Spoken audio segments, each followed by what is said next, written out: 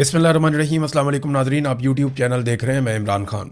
अब तहरीक के लिए टाइम आगे बढ़ रहा है, तैयारियां शुरू हो रही हैं। हुकूमत ने प्रोपेगेंडा शुरू कर दिया। ख़ास तौर पे जो इंसिडेंट हुआ एक दिन पहले रावलपिंडी में, उसको बुनियाद बनाकर तलाल चौधरी ने एक स्टेटमेंट दिया है, जहाँ से एक नया खेल शुरू हो रहा है।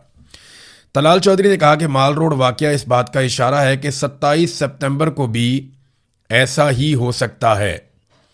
आपको याद होगा, पहले भी एक धमकी लगाई थी मोहसिन नकवी ने और अता तारड़ ने। इन्होंने कहा था जी एक हम छट्टा मारेंगे और इस तरह हम बंदे मार देंगे।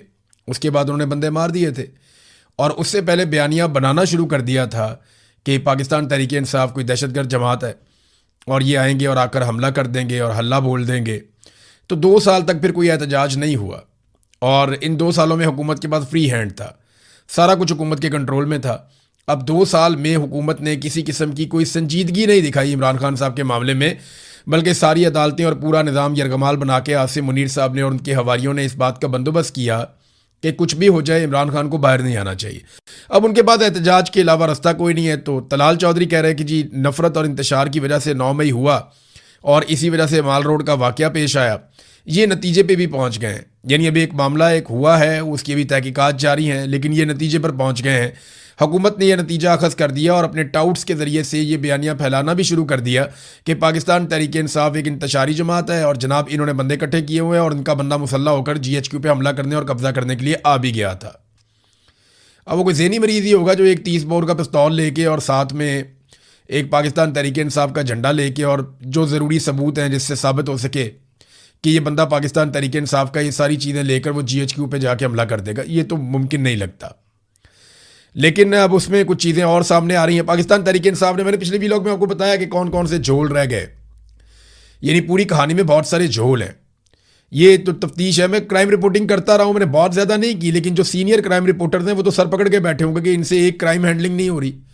एक इन्होंने केस बनाना था पाकिस्तान तहरीक इंसाफ पे, ठीक से नहीं बन रहा। मुझे लगता है कि जो पुलिस और लॉ इन्फोर्समेंट है ना, वो अंदर से पाकिस्तान तहरीक इंसाफ के साथ मिले हुए हैं। जब भी पाकिस्तान की मिलिट्री एस्टेब्लिशमेंट कुछ भी बुरा करने लगती है पाकिस्तान तहरीक इंसाफ के साथ, तो वो इस बदनीयती के साथ करते हैं जो नीचे के अफसरान हैं कि उसमें इतने सारे झोल छोड़ देते हैं कि फिर बाद में सर पकड़ के सारे बैठे रहते हैं। मुझे तो ऐसे ही लगता है। अब ये एक प्रेस कॉन्फ्रेंस की है मुख्तलिफ इशूज़ के ऊपर शेख वकास अकरम ने, जो सेक्रेटरी जनरल है पाकिस्तान तहरीक इंसाफ के।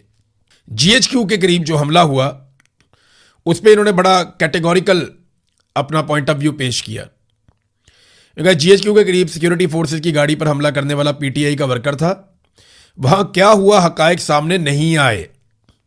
हमने इस वाक़े की मजम्मत की है। पाकिस्तान तहरीक इंसाफ दहशतगर्दी और दहशतगर्दों की मजम्मत करती है। हम हर तरह की दहशतगर्दी को मुस्तरद करते हैं और CCTV फुटेज की डिमांड करते हैं कि जनाब CCTV फुटेज सामने लेकर आए। अब असल मामला तो CCTV फुटेज में है ना, कि भाई ये बंदा कैसे आया, हमला करने के लिए कैसे तैयारी कर रहा था, झंडा इसने कहाँ पे छुपाया हुआ था, डंडा इसने कहाँ पे लगाया हुआ था, किस तरीके से ये बंदा जो है पीछा कर रहा था। अगर GHQ के अंदर दाखिल हो रहा था तो GHQ की तरफ जा रहा था, किसी और तरफ जा रहा था, हमला करने से पहले इसने तैयारी कैसे की, ये सारी CCTV फुटेज आपको नज़र आ सकती है और आप देख सकते हैं। लेकिन CCTV फुटेज गायब कर दी गई। इस पर तलाल चौधरी, जो स्टेट मिनिस्टर है दाखिला का, तलाल चौधरी ने स्टेटमेंट दिया और ये कहा कि CCTV फुटेज देने से तफ्तीश मुतासिर हो जाएगी, इसलिए CCTV फुटेज नहीं दे सकते। सवाल मेरा ये है कि पाकिस्तान में वो कौन सा हाई प्रोफाइल केस है जिसकी CCTV फुटेज आज तक मंजरे आम पे ना आई हो। पाकिस्तान में बड़े बड़े खुदकुश धमाके होते रहे, उनकी CCTV फुटेज आ गई। पाकिस्तान में बड़े बड़े हमले हुए, उनकी CCTV फुटेज आ गई। हाई प्रोफाइल मर्डर्स हुए, जहां जहां पे मौजूद थी वहां से CCTV फुटेज आ गई। पाकिस्तान में जराइम को पकड़ने में CCTV ने बहुत मदद की और अब तो जो बंदा आया था हमला करने के लिए उसे कत्ल भी कर दिया गया। उसके खानदान बल्कि पूरी कौम को बुला के तफ्तीश भी कर ली गई। उन्होंने जाके बता दिया कि ज़हनी तौर पे नॉर्मल नहीं था ये बंदा और ये कमज़ोर आदमी था, ये स्ट्रेस मैनेजमेंट का इनका इशू है, इनकी फैमिली में और लोगों को भी ये प्रॉब्लम है और ये सादा बंदा था। तो पता नहीं अब वो किस चक्कर में आ गया और कैसे जाके उसने ये अटैक कर दिया। लेकिन मामला यह है कि CCTV फुटेज छुपाने की जरूरत क्या है? ऐसा क्या है जो आप छुपाना चाहते हैं? ऐसा क्या है जो आप बताना नहीं चाहते? ये बताना चाहिए। लेकिन जितनी देर ये छुपाएंगे उतने सवाल उठेंगे। बहुत मुमकिन है कि CCTV फुटेज ये मुकम्मल तौर पे साबित कर दे कि ये शख्स आया और इसका प्लान था कि ये GHQ के ऊपर हमला करेगा और GHQ पे कब्जा करने के बाद आवाम को कहेगा कि आओ आकर कब्जा कर लो, मैंने काबू कर लिया GHQ को। हो सकता है इसके दिमाग में ये हो और ये झंडा लेकर जीएचक्यू पे गाड़ने के लिए जा रहा हो पीटीआई का, कि मैं पीटीआई का झंडा जीएचक्यू पे जाके लगा दूं। बहुत मुमकिन है, ये भी हो सकता है, लेकिन सीसीटीवी फुटेज देना आप, उससे ये बात साबित करें। और अगर सीसीटीवी फुटेज में वाइस वर्सा कुछ और निकल जाता है कि ये मासूम आदमी था, कहीं और जा रहा था, कोई झगड़ा हो गया, वहां गोली चल गई और उसके अंदर ये मारा गया, तो ये एक अलग ही कहानी निकल आएगी। तो हम कुछ कह नहीं सकते क्योंकि हम वहां मौजूद नहीं है। लेकिन तलाल चौधरी कह सकते हैं क्योंकि वो बिला वजह कहने की उनको आदत है, वो तो प्रोपेगेंडे के लिए कोई चीज ढूंढते हैं। मामला यह है कि हुकूमत प्रोपेगेंडा करने की बजाय इसकी सीसीटीवी फुटेज जो है वो मंजर आम पर लेकर आए, जैसे बाकी तमाम हाई प्रोफाइल केसेस की सीसीटीवी फुटेज मंजर आम पर लाई जाती है। अब नाजरीन, बहुत सारे टाउट्स हैं, दरबारी सहाफ़ी हैं, वो लोग ये बयानियां बना रहे हैं, ज़्यादातर जो एस्टेब्लिशमेंट के करीब समझे जाते हैं जर्नलिस्ट, वो ये बयानियां बना रहे हैं कि जनाब हुकूमत से मईशत नहीं चल रही, हुकूमत निज़ाम को नहीं चला पा रही, अवाम बहुत नाराज़ है, हुकूमत सियासत भी नहीं कर पा रही, लिहाजा एस्टेब्लिशमेंट हुकूमत को फारिग कर देगी। सुहेल वड़ाइच भी उन लोगों में से एक है, और भी कुछ लोग हैं वो इस तरह की बातें करते रहते हैं। लेकिन मेरा एक सादा सा सवाल है कि हुकूमत तो हुकूमत चला ही नहीं रही। इस वक्त ना नून लीग हुकूमत चला रही है, ना पीपल्स पार्टी चला रही है, हुकूमत तो फील्ड मार्शल आसिम मुनीर चला रहे हैं। वजीर खजाना भी उनका है, वजीर दाखिला भी उनका है, और बाकी वजीर सारे उनके घर पे पानी भरते हैं। वजीर आजम भी उनका है, वो हाथ से पकड़ के तो वजीर आजम को चलाता है, चाहे खाना काबा में क्यों ना हो, चाबी वाला वजीर आजम मिला हुआ है। तो आसिम मुनीर की रिस्पॉन्सिबिलिटी है, अगर पाकिस्तान नहीं चल रहा, पाकिस्तान की मईशत नहीं चल रही, पाकिस्तान के हालात बदतरीन हो रहे हैं, दहशतगर्दी बढ़ रही है, तो ये रिस्पॉन्सिबिलिटी आसिम मुनीर साहब की है। तो इस मरतबा हुकूमत को घर भेजने से बेहतर है कि एस्टेब्लिशमेंट अपने गिरेबान में झांके और उन लोगों को घर भेजे जो एस्टेब्लिशमेंट की जानिब से बैठ के हुकूमत चला रहे हैं। रिस्पॉन्सिबिलिटी तो उनकी है। इस मरतबा मलबा दूसरी तरफ डलना चाहिए। हर मरतबा सियासतदानों पे मलबा डाल के निकल जाते हैं। नवाज शरीफ इतना नालायक नहीं है जितना आप उसको बना रहे हैं। बेशक नवाज शरीफ ने बहुत करप्शन की है, बेशक नवाज शरीफ ने एस्टेब्लिशमेंट के जूते पॉलिश करके बार बार इक़्तिदार लिया, बेशक नवाज शरीफ ने अभी अपनी बेटी को वज़ीर आला और अपने भाई को वज़ीर आज़म बनाने के लिए बहुत ज़्यादा कंप्रोमाइज़ किए। बेशक नवाज शरीफ कितना भी नालायक हो, लेकिन इतना नालायक नहीं है ये जो अभी कर दिया पाकिस्तान के साथ। ये फील्ड मार्शल आसिम मुनीर और उनकी टीम का कारनामा है। हालात आप चेक कीजिए ना, मैं आपको एक चीज़ दिखाता हूँ, बल्कि आपको सुनाता हूँ। ये पाकिस्तान का वज़ीर दाखिला और वज़ीर खारजा, ये दोनों हैं। ये दोनों ने टोपियाँ पहनी हुई हैं और कौम को टोपी पहना रहे हैं। ये एक वज़ीर खारजा है पाकिस्तान का और एक वज़ीर दाखिला है पाकिस्तान का। इसहाक डार जो नवाज शरीफ का दायां बाजू है और मोहसिन नकवी जो आसिम मुनीर का राइट हैंड है। अब इन दोनों की बातें आप सुने जरा। दोनों ने टोपियां पहनी हुई हैं और दाता दरबार पे खड़े होकर क्या कह रहे हैं, जरा इनकी बात सुने आप। अल्लाह ताला ने और इन बुजुर्गान दीन ने मोहसिन नकवी साहब से ये काम लिया है। मैं इस हवाले से दिल के गहराइयों से इनको मुबारकबाद पेश करता हूँ। एक चीज और ऐड कर लें कि आज से हमने ऑनलाइन नजराना भी शुरू कर दिया है कि अगर कोई शख्स लंदन बैठा है, अमेरिका बैठा है या पाकिस्तान से बाहर है या पाकिस्तान के अंदर, वो ऑनलाइन देख भी दे सकता है, चादर भी चढ़ा सकता है उसको। ऑनलाइन नजराना शुरू कर दिया, ये पाकिस्तान का वज़ीर दाखिला बता रहा है और वज़ीर खारजा कह रहा है कि ये सआदत अल्लाह ताला ने और बुजुर्गान दीन ने ये काम जो है वो हमारे वज़ीर दाखिला से लिया है। वो कह रहे जी मैं इसमें ऐड कर देता हूँ कि हम ऑनलाइन आप नजराना भी भेज सकते हैं। बरतानिया में, अमेरिका में, दुनिया में कहीं भी आप बैठे हुए वहाँ से आप चादरें भी चढ़ा सकते हैं ऑनलाइन, और ऑनलाइन आप देके भी चढ़ा सकते हैं। आप अंदाज़ा करें, ये पाकिस्तान का एक वज़ीर खारजा है, एक वज़ीर दाखिला है। वज़ीर खारजा वो है जिसके नवासे ने अभी पाकिस्तान का नाम रोशन किया, 2 गैर मुल्की खवातीन को बुलाकर उनका रेप करवाया, उनके साथ जुल्म और ज्यादती की, उनके साथ जबर किया और पाकिस्तान को पूरी दुनिया में बदनाम किया। वज़ीर दाखिला वो है जिसका SHO ही नहीं मिल रहा, जिस SHO ने सारे दहशतगर्दों को अकेले मार देना था। वो टार्जन मिल ही नहीं रहा, वो किधर गया SHO जिसको ये लेकर आए थे और उससे उन्होंने बड़े कारनामे करवाने थे।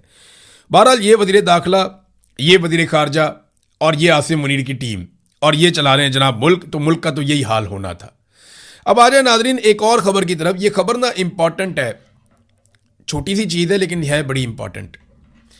अकबर एस बाबर, जिसका ये दावा है कि वो एक अहम तरीन आदमी है पाकिस्तान तहरीक इंसाफ का, और बानी जो अरकान है पाकिस्तान तहरीक इंसाफ के जिन्होंने इसको बनाया था शुरू में, ये उनमें से एक है, इसका ये दावा है।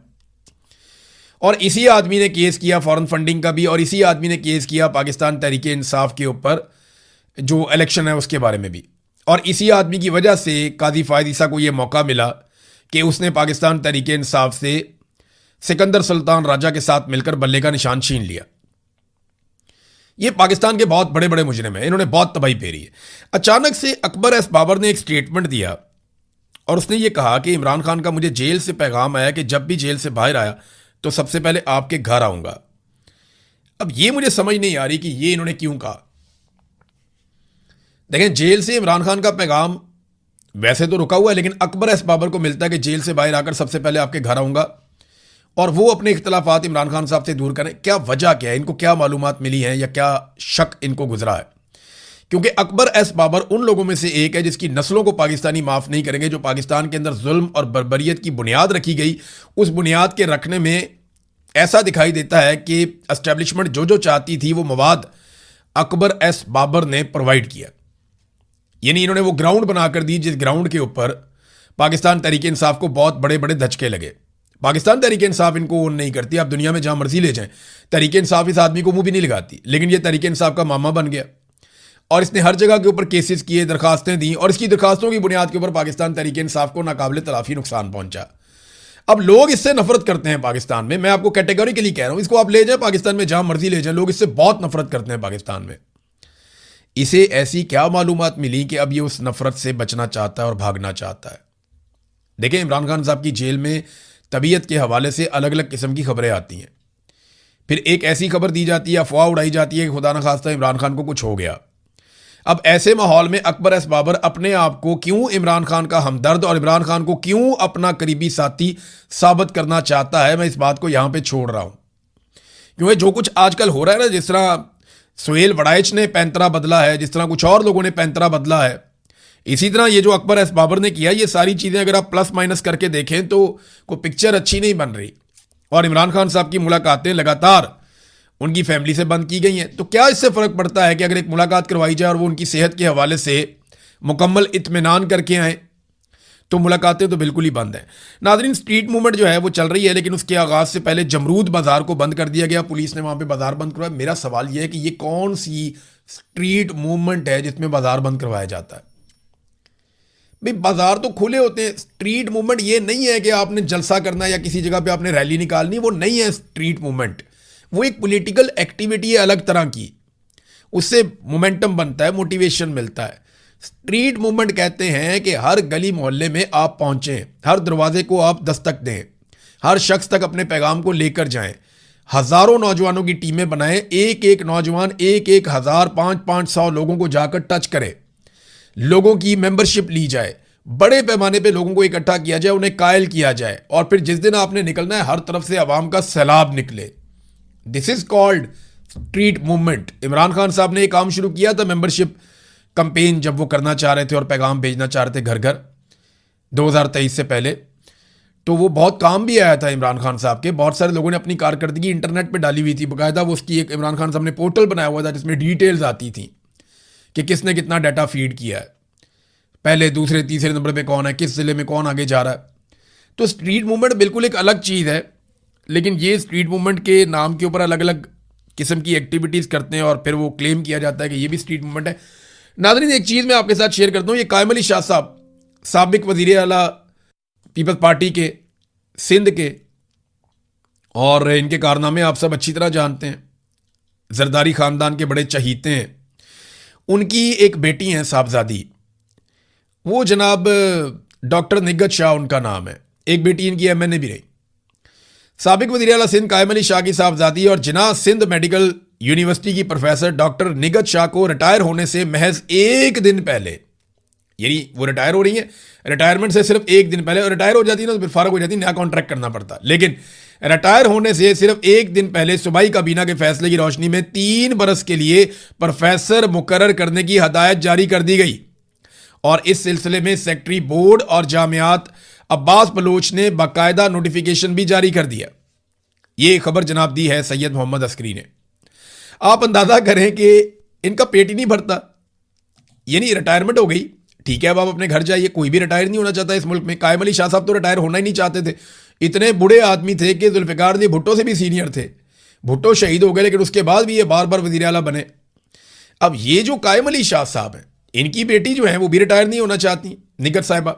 वो रिटायरमेंट से एक दिन पहले सिंध की काबीना ने फैसला किया और उस फैसले की रोशनी में इनको 3 साल के लिए दोबारा से इजाज़त मिल गई। अब आप अंदाज़ा करें कि ये है सूरत हाल पाकिस्तान में निज़ाम तालीम की। एक और ख़बर है नाज़रीन, और वो ख़बर है बिजली के बारे में। सोलर की जो बिजली है, जो लोगों ने सोलर लगाए हुए हैं, उनसे जो बिजली है वो ख़रीदने का जो फैसला किया गया और बेचने का जो फैसला किया गया वो 2 लाइनों में है क्या। हुकूमत करेगी पता क्या कि सस्ती बिजली सार्फिन से खरीदेगी, जो आम लोग सोलर जिन्होंने लगाया हुआ है। नेट मीटरिंग वाले जो लोग हैं उनसे 25 रुपये फ़ी यूनिट लिया जाएगा, जबकि जो नेट बिलिंग वाले सार्फिन है, जो नई पॉलिसी आई है उसके तहत 8 रुपये फ़ी यूनिट बिजली खरीदी जाएगी। यानी 8 रुपये की आपसे बिजली खरीदेंगे और आपको बेचेंगे रात के वक्त 50 रुपये फ़ी यूनिट। और जो थोड़े बहुत नेट मीटरिंग वाले थे पुराने, उनसे 25 रुपये की खरीदेंगे और उनको बेचेंगे वापस 50 रुपये फ़ी यूनिट। ये हुकूमत कोई भी पॉलिसी मसाइल को हल करने के लिए नहीं बनाती, ये हर पॉलिसी जेबें भरने के लिए बनाती है। अवाम की जेबों से पैसा कैसे निकालना है, अवाम को लूटना कैसे, हर पॉलिसी शायद इसलिए बनाती है।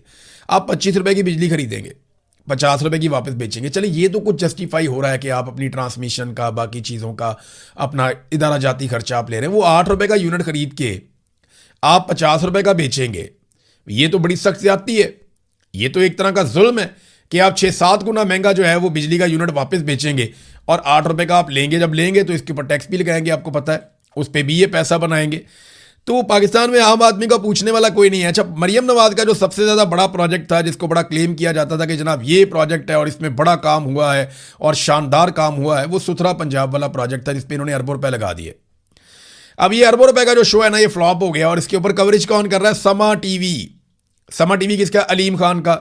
अलीम खान कौन है? आईपीपी, जो पॉलिटिकल पार्टी मिलिट्री एस्टेब्लिशमेंट ने बनाई थी, वो जिसे गिलगित बल्तिस्तान में भी एक भी सीट नहीं मिली और जैसे आज़ाद कश्मीर के इलेक्शन में भी एक भी सीट नहीं मिली।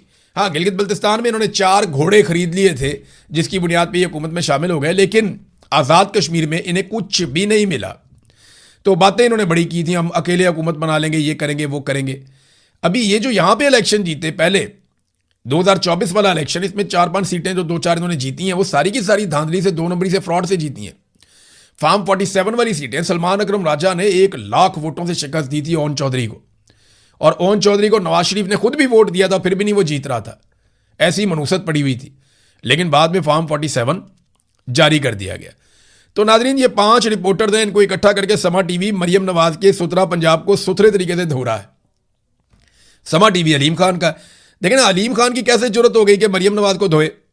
हालांकि अलीम खान की अपनी सोसाइटी इलीगल है, वहां पे बहुत सारे काम गैर कानूनी है। इमरान खान साहब के दौर में उनको सख्तियों का सामना भी करना पड़ा, हालांकि वो हुकूमत में थे।